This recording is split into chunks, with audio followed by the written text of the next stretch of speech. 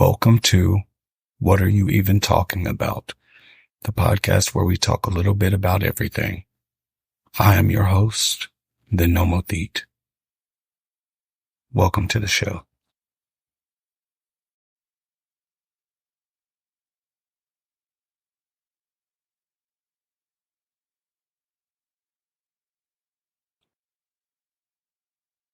Welcome to What Are You Even Talking About? The podcast where we talk a little bit about everything.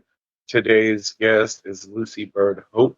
She is a mindset coach, author of the book Daily Alignment, which I bought. She's also a holistic guide and entrepreneur with a bachelor's in psychology from the University of Texas at Austin, and built on this by learning cognitive behavioral, somatic, and existential psychology, as well as alternative medicine. She initially became certified in mindfulness-based stress reduction at Duke Integrative Medicine. She also furthered her education in holistic medicine, receiving her Reiki Level 1, Level 2, and Master certifications. She also received her first and second level shamanic mastery certifications, which is awesome because I did my life coaching was based in shamanic life coaching. That's why I got my certification, and so that's awesome. And currently she operates Lucid Lotus Energy Wellness Company and co-operates Wholism, a healthy plant and fruit-based beverage company focused on bringing nutritional function and awareness and company focus on bringing nutritional function and awareness to consumers. She also has a podcast, the Live Wholesome Podcast. Welcome, welcome, welcome. It's an honor to be here. Thank you for having me. I appreciate the introduction. So, thank you. So I read your book and it was very helpful to me. I found when I started my journey, I didn't know what to do, so I started drawing for the first time in my life. It helped me get through a lot of stuff because it let me talk to myself and get to know me or remember who I was.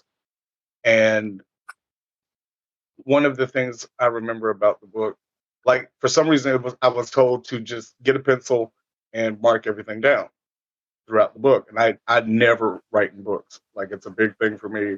It bothers me to a degree when people do it. And I was like, no, I'm going to write in this book. I'm going to outline things that pop out to me because it lets you see where you are in your own head at any given time, because you can look and see what popped out at you, what resonated with you. And so much of this book resonated with me. I've already told many people about it, and I was like, everyone needs to read this book. Oh. So it helped a lot, and it reminded me of things I already knew and things that, I've learned over time. And it brought that back, and it gave me validation for having the thoughts I had about it, and reminded me that there are other people out there dealing with life problems as well. And that, for a lot of people, you don't have anybody, or you feel like you don't have anybody. So having a book that resonated so well and came off more as a friend than someone telling me stuff to do. It came off really from the heart, and you can tell that, you put a lot into it. And so congratulations, because it's a great book. Oh, wow. I'm honored with your words. I really appreciate that. That means so much. That's really the energy that's behind the book. Just any way that I can help uplift anyone else is really near and dear to my heart. It's interesting. I love how you talk about how it sounds like a friend, because I feel like that may be in some of the makeup of the book. I never really set out to write a book. I was just going through a really painful period of my life. And every day I would wake up feeling awful. But throughout the day, I'd start feeling better because I would learn from a friend or a book I was reading or a therapist some new tool or some new way to feel better. I'd be kind of okay by the end of the day. But the next morning, I'd wake up feeling awful again. And I tried to circumvent this by writing the things I learned during the day down on a piece of paper and putting that right beside my bed. And the moment I woke up, like the moment my eyes opened, I would grab that paper and replace all my spiraling negative thoughts with these tools that seemed to serve me. And that paper became pages on pages. And eventually I self-bound it into a book for myself. And friends and family noticed I was doing a bit better and asked what spawned that. And I shared with them I'd written this book to myself, and I let some of them read it, and they encouraged me to publish it. And this year it came out. So it really was written from me to me. So a friend wrote it. I mean, you're basically writing to your inner child, like, speaking the kind words that you feel like maybe you've never gotten, or, you didn't get like you needed. And you're speaking to yourself as who you really are compared to who you have to be. And it's, there's such a difference in that sometimes that we don't realize how far the difference is. Like, we just don't understand that the person we really are is over here. And then what we show to people in our mass, which, they teach neurodivergence, and they're so different. They're starkly different. And it shouldn't be that way. We, need to bring those two together, because when we're not who we really are, it affects us in harmful ways. Like, we lash out in so many different ways, and we don't understand the harm it causes. Like, we just don't see the harm until it's too late. And your book helps a lot with that. I appreciate that. It really helps a lot. It's like, about. Go ahead. No, I was just going to say, you're reminding me of one of my favorite concepts, which is being authentically you. And that's basically resonating back with who you are, your inner child or your inner voice, and then shedding the things that you've learned from society or culture that have taught you to be a different way, and just being who you truly are and letting the world see that. Just acknowledging that you don't have to be something, you are someone. You are not what you do. You're not how perfect you are. You're not how pleased other people are with you. You are worthy of love and abundance and everything you've ever wanted, solely because you exist as you. Yeah, and people, I know around me, the people around me, they have a hard time seeing that. And, when you're trying to speak to people who don't want to understand, it can be hard sometimes. Like, it can be really difficult to try to say who you are to them and them accept that without any type of bias. And, like, when I realized that, it like blew my mind. I was like, they just don't know. And then I was thinking about with Jesus, they know not what they do. I was like, oh no. Like, and I was like, they really don't. And we all have that in us. And we have to become okay with that and move on. Like, because, it's always going to be there. It's a part of the human condition. And we have to regulate it as best we can in an authentic way.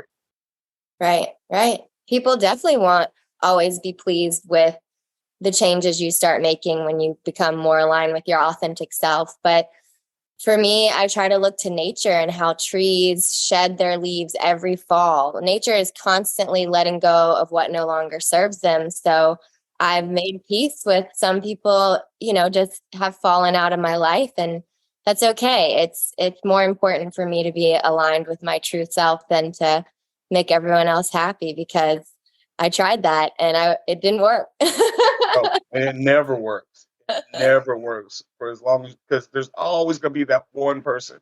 And you're just like, I've done all I can. And they're just like, no. And like, you just have to give up on that. And know it's okay.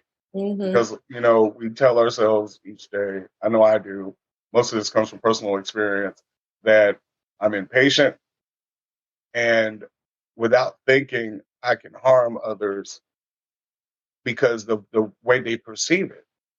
And we can only perceive what we know. And that's why it's so important to learn and keep learning, because it will change your perspective. And once it changes your perspective, you'll see things in a whole new light. And it took that for me, because when I was younger, I didn't even think about the things I did in any given manner. I just reacted in the world, and I reacted on everything on autopilot, and that didn't serve me at all. It made a life full of pain and struggle where there didn't need to be any. But you don't know that at that time because you're young, and you just do certain things. And it hit me when I had a really bad relationship. It was like a catalyst. I was like, I don't want this type of life. I want to do better. I want better things. I want to own things. I want to have a successful business. It, opened up this floodgate of wants and needs that had never been met. Wow. And it just woke me up. I wanted different, so I started doing different things. And over time, I built and built on that more. So in the last 5 years, it literally turned my life around. My family's seen a change, and everyone around me has seen a change. And I got to the point where I understood the people around me better. And even when that meant that it was going to be something negative towards, and to learn how to become okay with that and not react and not just get mad. And, that was always my first reaction, would be to be mad at how could they do that. And I was just, it didn't work out like I wanted it to ever. And it wasn't until I started to change the way I thought about it and change the way I talked about it. That was a big point.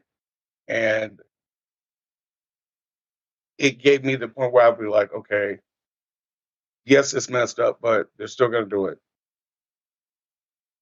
Get on with your day, because it doesn't have to be bad. This is a minor setback. And I've had a lot of change in the last 5 years, and it's all been wonderful. And I think there needs to be more people like us out there.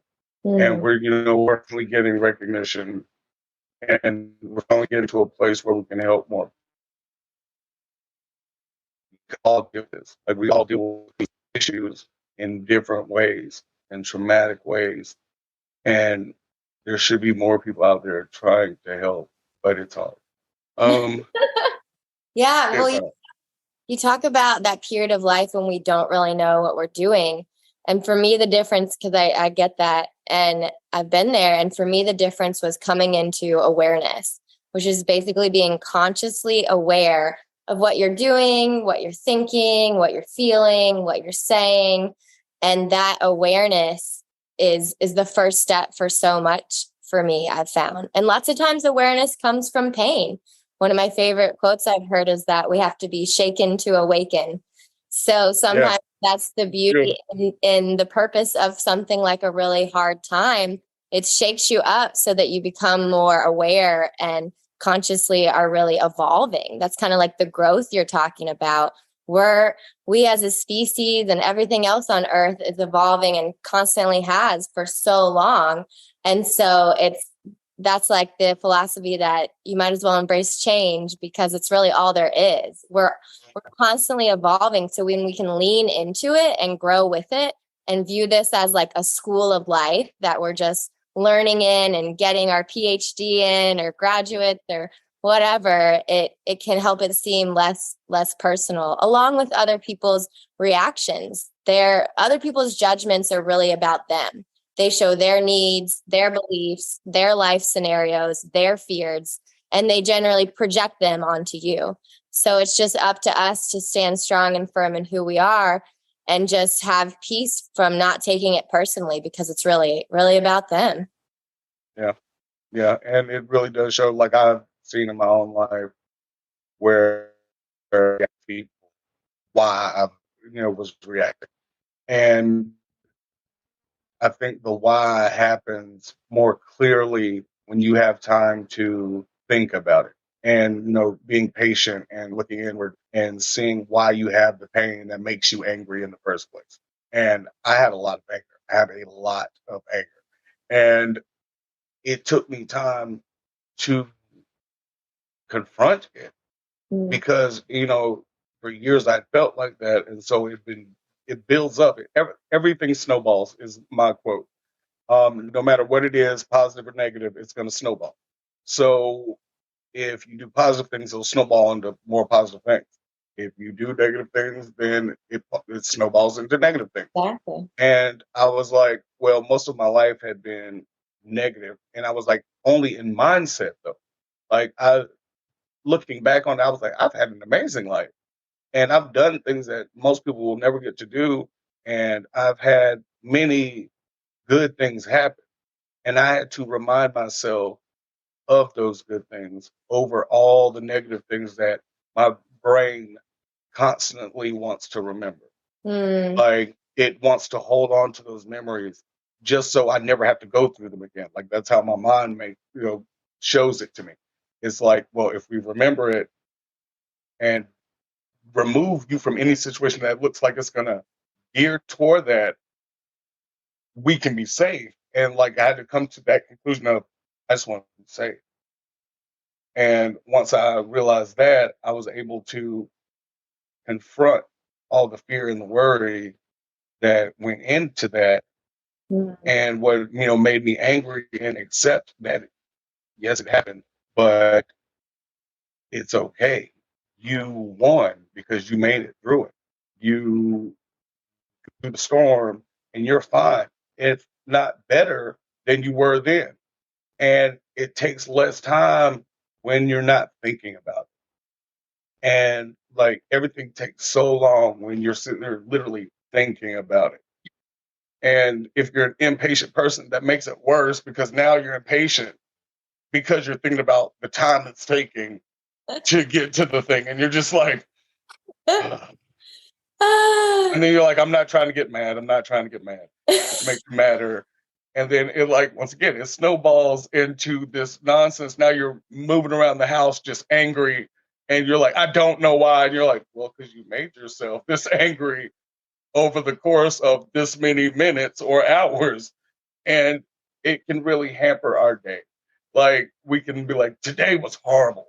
And you're like, no, today wasn't horrible. The 45 minutes you sat there and thought about how angry you were is what makes you feel like it's horrible. And we as a species need to learn how to deal with that better because it gets intense for no reason. And when we realize that it's it doesn't mean anything. Like you can really just not think about it and it's not a part of your day. Right. You always have the choice of not to. And when we, get a hold on not to, it's easier to deal with everybody. And they get mad about it. And then you're like, see, that's why. And then you explain to them why they're mad. And they're like, even madder. And you're like, I'm just trying to help. I'm just trying to help. And oh my God. I've dealt with that with like my mom and everything. She'll be like, just calm down, Mark. And I'm like, no, this is wrong. I have to make 17 calls about this and I'm angry. She's like, but is it going to help though? And I'm like, well, no, I'm just the only one mad. And getting to that point was a big thing for me. And it's made my life so much happier. Like, alignment does wonderful things. And it makes things funny when usually it would make you mad. Exactly. Like it's just fun things. Let's see. I have to say, I'm like dying laughing over here because you are what you described over the last few minutes was my day today. And yes, I have been like going through it, and anger and patience are my two biggest words. And I just I'm like, okay, have patience.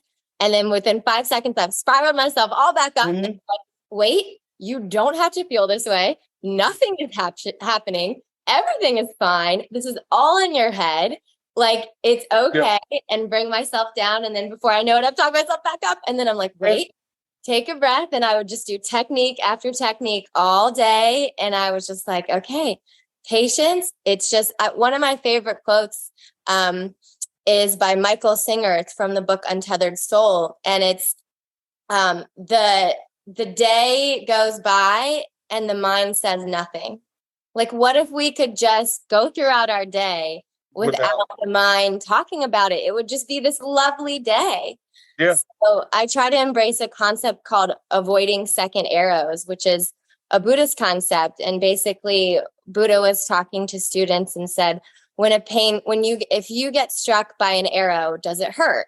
Yes.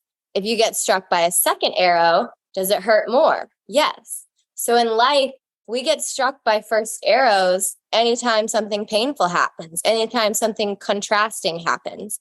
And then that second arrow is up to us if we hit ourselves with it by complaining, by self-flagellating, by blaming ourselves and others, shaming, guilting, adding all that fuel to the fire. That's really an arrow that we're striking at ourselves, and we don't have to.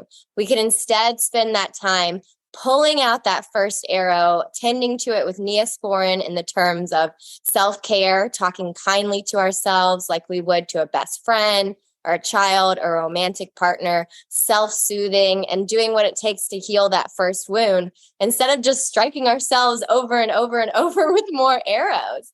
It's such a fascinating concept to me. And it was when I was studying this concept, I learned about the word nirvana. It actually means no wind, nirvana. In life, we see things like wind, like if we were to look at our reflection in a pool of water, we would see the reflection clearly. But when wind hits the water, it causes the reflection to distort and ripple.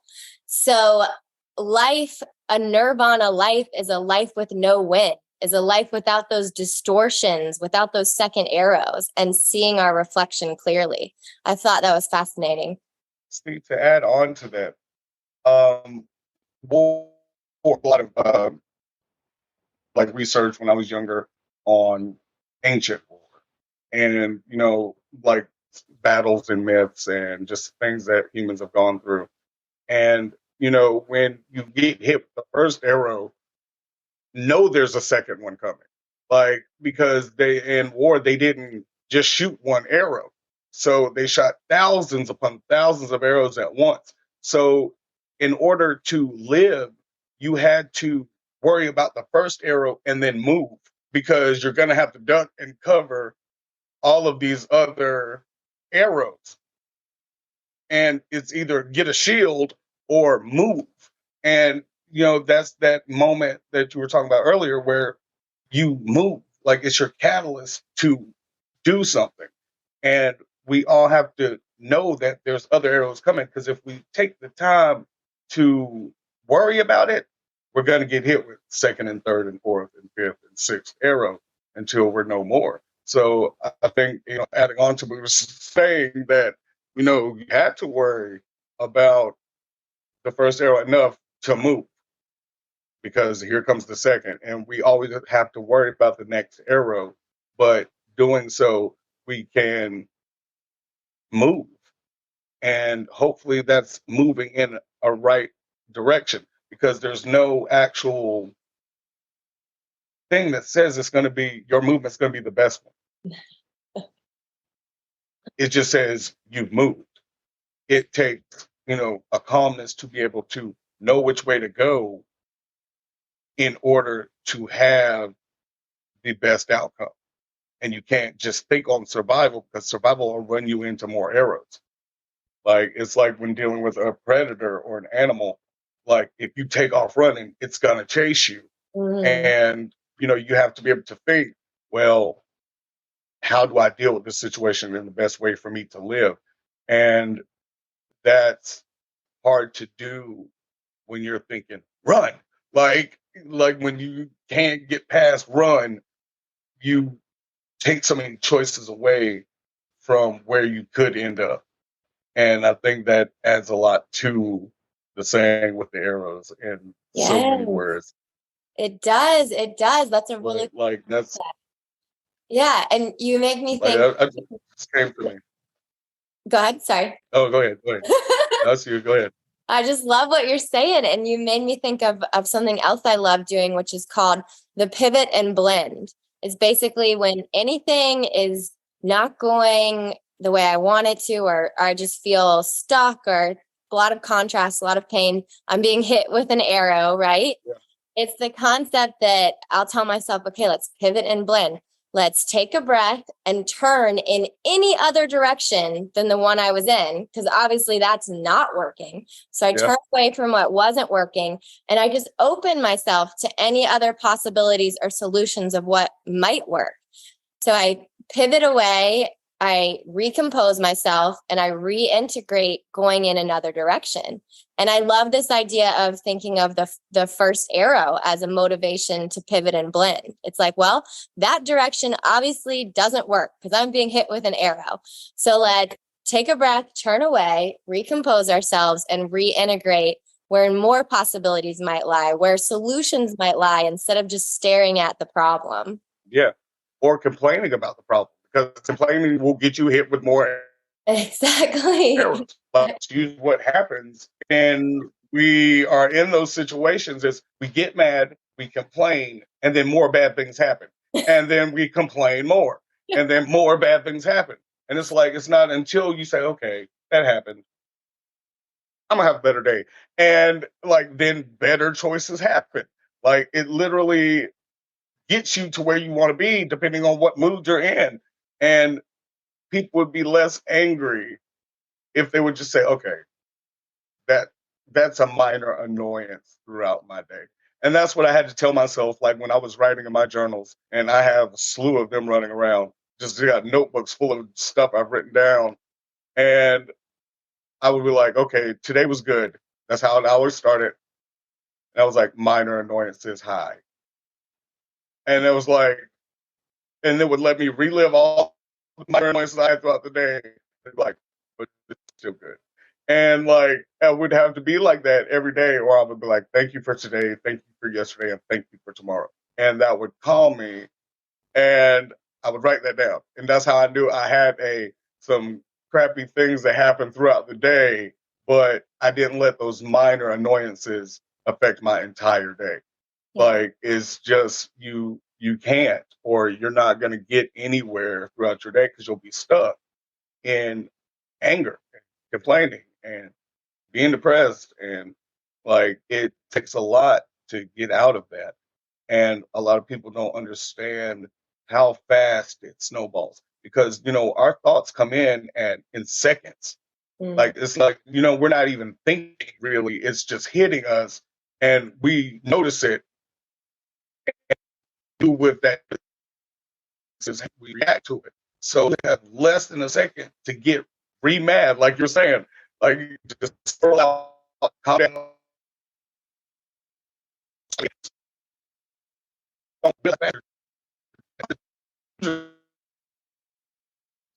Minutes. And that's stress.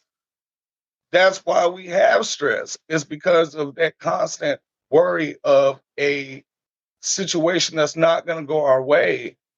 And depending on the level of that, depends on your life expectancy. So it all comes down to a fear of survival.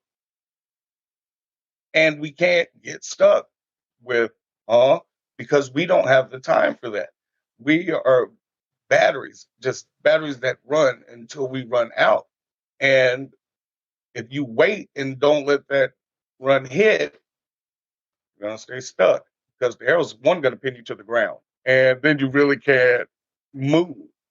And like the more you get hit with arrows, the less you move. Yeah. Like it's you can only take so many arrows. And that's and we have to pressure and get out of the way. Like, and that's the best thing about it is the fact that we have so many other directions. Like there's so many directions to run.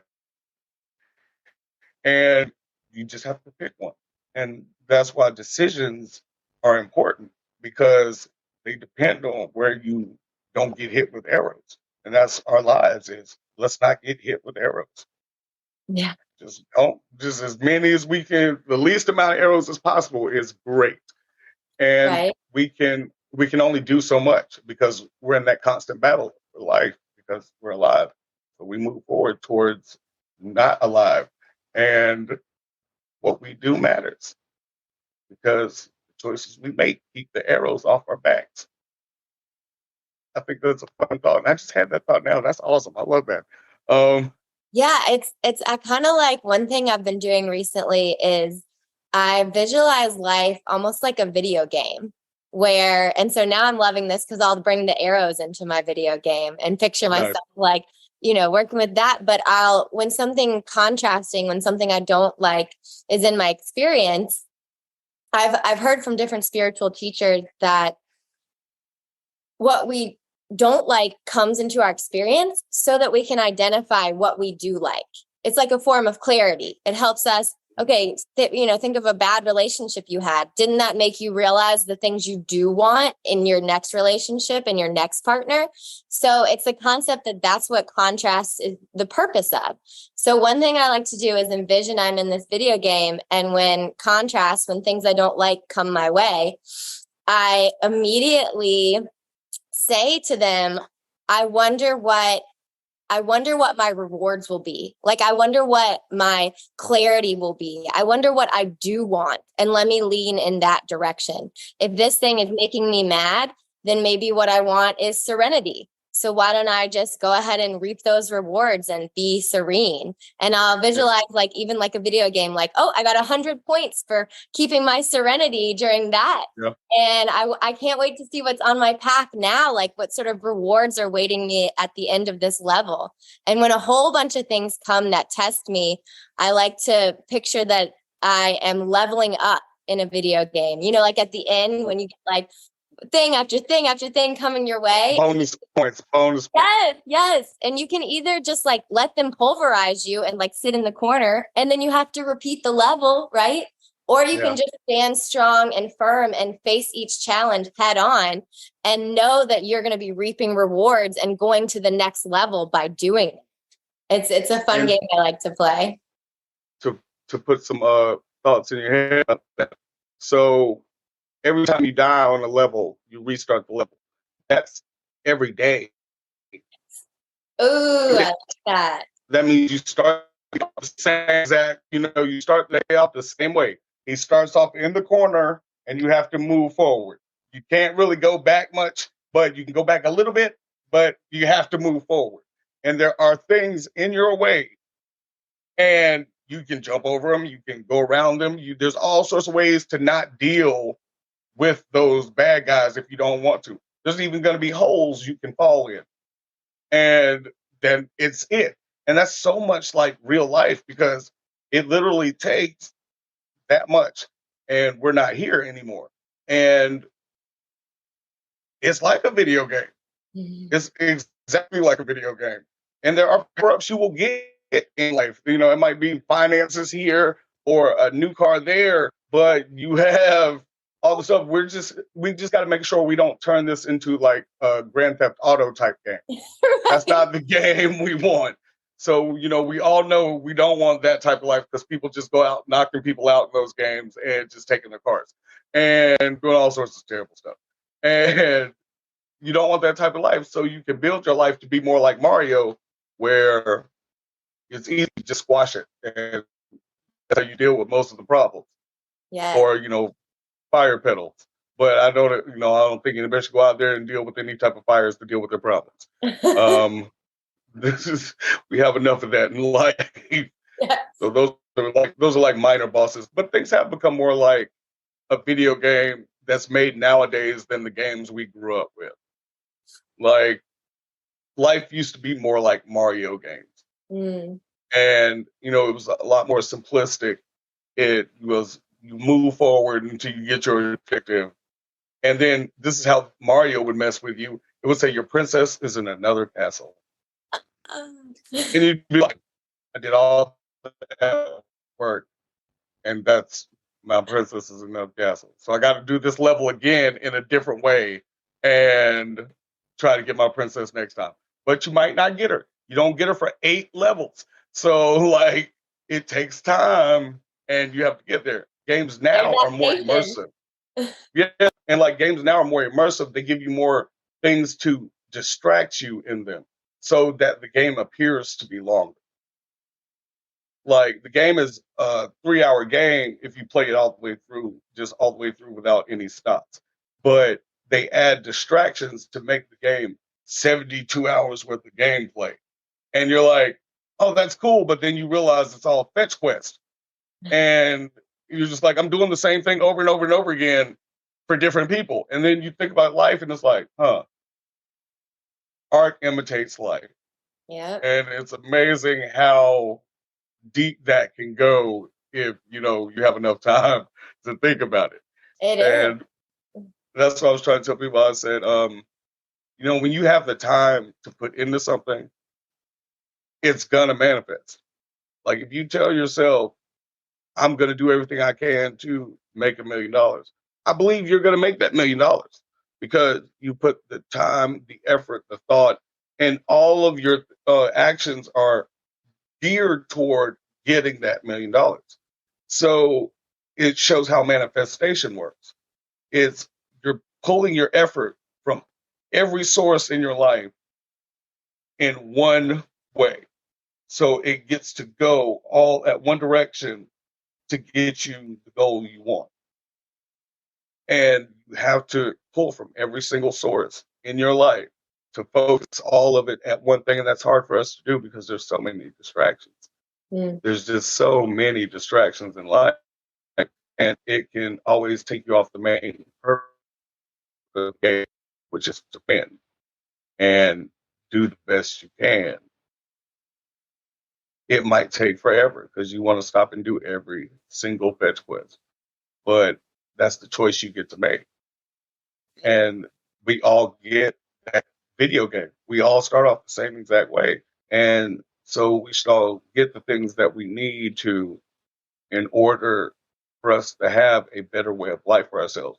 And nowadays, there's no reason for people not to, because, you know, we have the internet now and we have, you know, things can be hidden as well as they once were.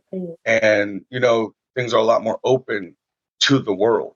Like, it's hard to keep a country in, you know, a situation where there's dictators, but we still have them. But it's harder for them to keep power because there's a way for them to see in other places and, you know, on the planet and see how other people live and realize that it's not good for them. And we all have those same choices in different ways. Like, we just all have those same choices. We should have those same choices because we're all human.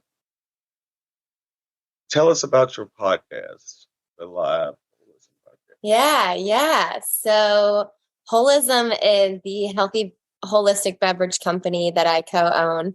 And my business partner and I have a podcast every week where we talk about how we've been staying whole. So that's physically, mentally, emotionally, and spiritually. We just tell each other what we've, what's kind of been going on and how we've been dealing with it as it relates to those different sections: physical, mental, emotional, and spiritual. So we have a lot of fun there. We have a lot of, laughing at darkness or finding the beauty in the pain or bringing big questions to each other and trying to figure them out. It's a fun, yeah. That's everything I've been trying to do, basically, in short, with my podcast and my site. It's been like literally going through, people see me go through the pain because you need to see people as other people. And I think we as humans have a problem with doing that because we expect everything our way. And when we don't get our way, we're mad at everything that caused us not to have it our way, instead of being like, maybe I don't need it now. And, when we're thinking about it for ourselves, we know exactly when it's something we don't want. Like a person can tell you all day why they're angry. And it takes a lot more time to tell people, tell each other why we're happy. Like it'll confuse a lot of people. If you're like, tell me something good that happened in your day, and they're like, uh, and like you're like, really? It takes you that long to think, and they're like, what made you mad today? Man, let me tell you what this dude did in trap. Like it doesn't take any second to tell us why we're angry or why negative things happen. We're so conditioned to think about the negative that it's become just part of us. And we usually, and it takes work to get to knowing what you don't like and not being angry about it. And it's hard to do that when you're mad. Go ahead and be mad. And like, we in the snowballs. And once again, it's snowballs. Yeah. And it's just how people are. And you have to get out of that mentality too. Just be that's how we are. It gets changed that way. Then it stays the same because it's a global thought, and that be allowed. And if we just change the mindset, we can change so much. And most people don't see that. I know a lot of my listeners have issues with seeing that. And it's easier now to show them that that's okay. Feeling like that's okay. You have to feel like in order to be human. That's a part of the process. Like you literally have to know you're gonna go and it's gonna be there. It's a part of things interacting with each other, like in space. Like a meteor going through space, it's gonna hit stuff, but it keeps going. And it's like everything is like that. Everything in our reality is like that. We keep moving, we run into things, and at some point we cease to be on this in this realm. Everything does. But the difference between the rest of the universe and us is we care about what happened. And that's something that makes us unique. And the fact that we experience in a way to be able to feel it. Like the meteor doesn't feel it, it's just a rock. But we have emotion and things upset us. And then we find, other entities out there like us in some way to feel like us. Nothing can ever understand why we feel and how we feel. And it's just, we have to be geared our mind to outside of that. And so we have to be like the rest of the universe. Just let it happen because it's going to. Like, Right. we just never get out of it's going to happen. Let's see what else. You talked about negativity and how it's, sometimes all we can think about or all we can talk about. And I was really fascinated by that concept. So I did some research and found that we all have a negativity bias programmed into us evolutionarily that helped us survive as a species, right? If you went into the woods and there was a bear, then your mind would think hard about the fact that there's a bear in those woods so that you wouldn't go in those woods again, right? Yeah. But now with society and technology today, we're feeling like there's too many bears, where we've really outgrown that sort of survival based need to have that negativity bias. So a game that I play with myself is since we're an evolving species, right, I can help evolution. So I tell myself, and I let my cells hear it and integrate it, that I have a positivity bias and that it's safe for me to have that. And it's a mantra now. I mean, I'm working on getting there, but it's a mantra I like to say, let's start turning this around. I don't think we need that so much anymore. So let's start having a positivity bias and see where that gets us. That's why I listen to music every morning. Like very well, it's really interesting. I use gospel music to amp my day. Like, it used to be like Ramstein and bands like that, but more recently it's been gospel music, and it'll hype up my day, and I'll start my day and I'm like, today's gonna be good. Like, one of the songs is actually called "Today Will Be the Best Day of My Life." Like, it's one of the best songs to listen to just if you want to have a good day, like in the beginning. Anytime throughout the day you can listen to the song and just like, oh yeah, today's gonna be a good day. I'm not gonna let it, and it literally helps with the mindset of the day. I'll send it to you. But the song, it literally is talking about getting through the pain, dealing with all the things you go through today, and still that today is going to be the best day of your life. Like, and it's not as religious as you would think it would be to be gospel. Like, the message has changed a lot to where it's more open to mindset and faith in the universe compared and how you can fix your own day. Like, it's amazing where they've gotten to at some point. But it's, yeah, you just have to have the best day of your life. Yeah, I love. And we have the time to. Yeah, I just think it's so interesting you say that, because I have started, one day I was driving and I heard all these positive songs on my radio, and I thought, oh, I love this. What is this station? And it turned out it was a Christian rock station. And for me, I'm not religious, I'm spiritual. And I had experienced issues with that in the past. So it was really cool for me to be like, wow, this is so beautiful. The evolution of Christian rock is becoming in a way that it's about positivity, and it's more of a broad concept about love. And it's something that I can totally resonate with. And I start my day with a lot too. And it's so funny for me to think that I would have just never expected that in myself. and see, I grew up really religious. And so music, like gospel music, always held a place for me in my heart. And like, I'm no longer religious, very much so. And I still I go some of the that we went through in our church, but I don't mean them in the same way.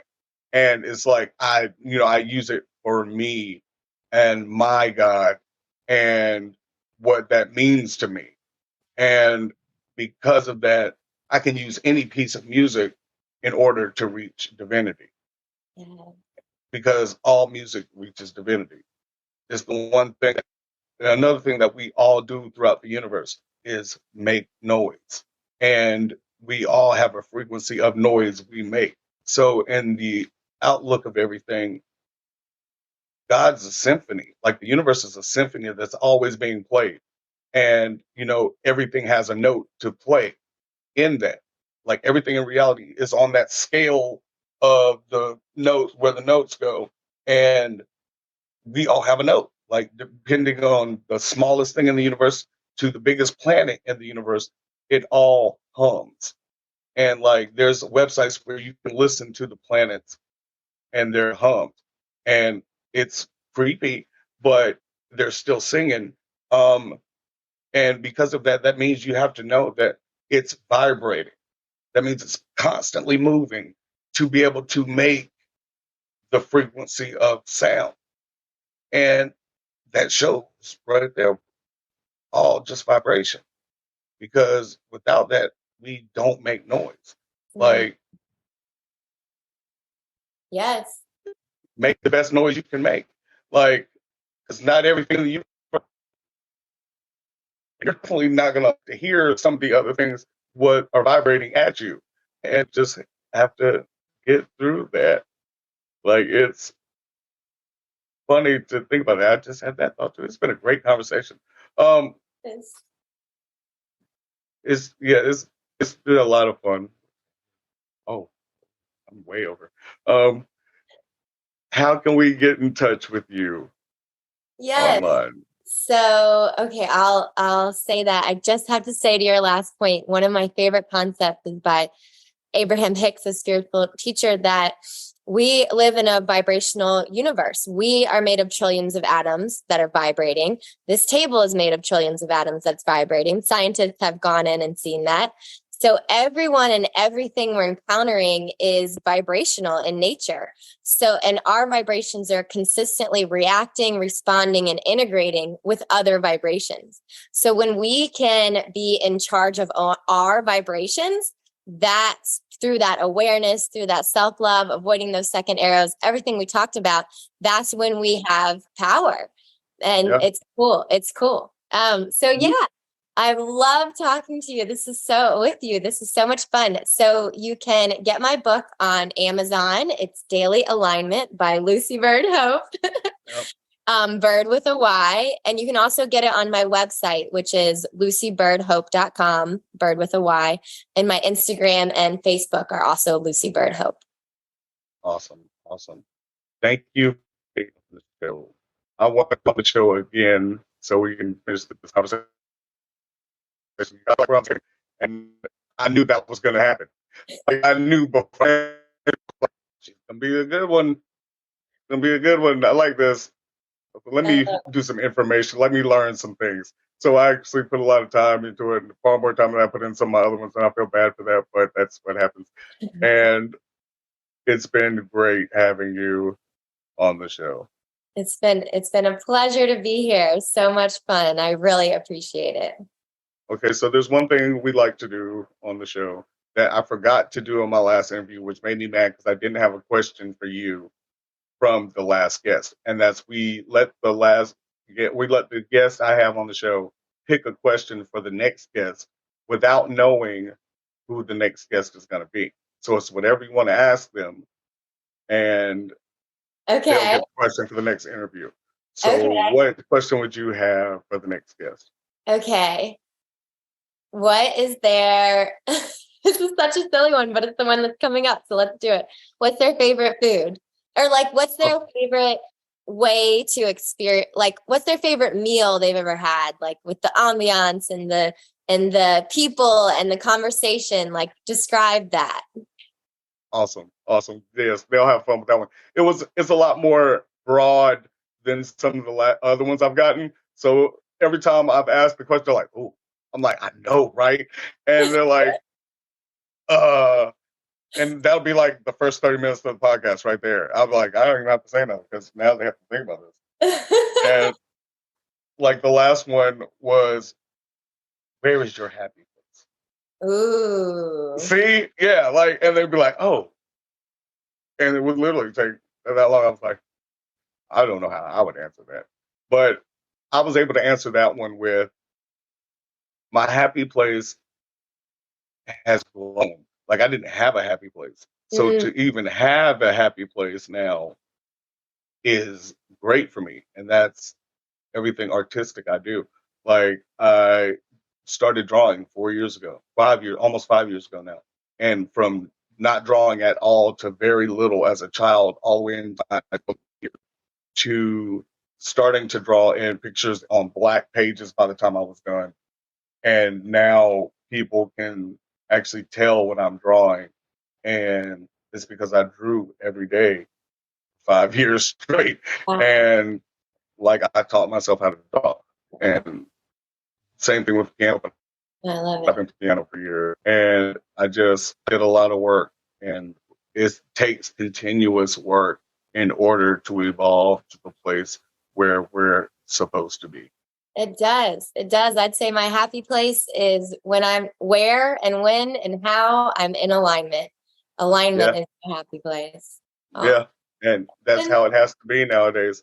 I'm going to leave you with another thought. I made an equation about, I don't know what I'm going to call it yet, but it's the equation of effort. And the equation is effort equals action plus choice over time. I love it. I love it. And I usually end the podcast with thank you for today, thank you for yesterday, thank you for tomorrow. Always remember to question your reality, and at every end, there is a beginning. I love it. Ah, Thank thank you you so much. so much. Take Thank care. you for being on the show. Please contact me. I have some ideas I want to run by you. If, I'll do that after. But thank you for being on the show. You have a wonderful day. Thank you for having me. You too. We'll be in touch. All right. Take care. Bye. Bye. So that concludes our show for today. Please take a moment to check out the links of our guests. They'll be in the description below and on the screen as well throughout the interview, like you saw. Yeah. Please also check out my links, and we'll talk to you soon. You guys have a great day. Thank you for today. Thank you for yesterday. And thank you for tomorrow. Always remember to question your reality. And with every end, there is a beginning. Take care. So that concludes our show for today. Please take a moment to check out the links of our guests. They'll be in the description below and on the screen as well throughout the interview, like you saw. Yeah. Please also check out my links, and we'll talk to you soon. You guys have a great day. Thank you for today. Thank you for yesterday. And thank you for tomorrow. Always remember to question your reality. And with every end, there is a beginning. Take care.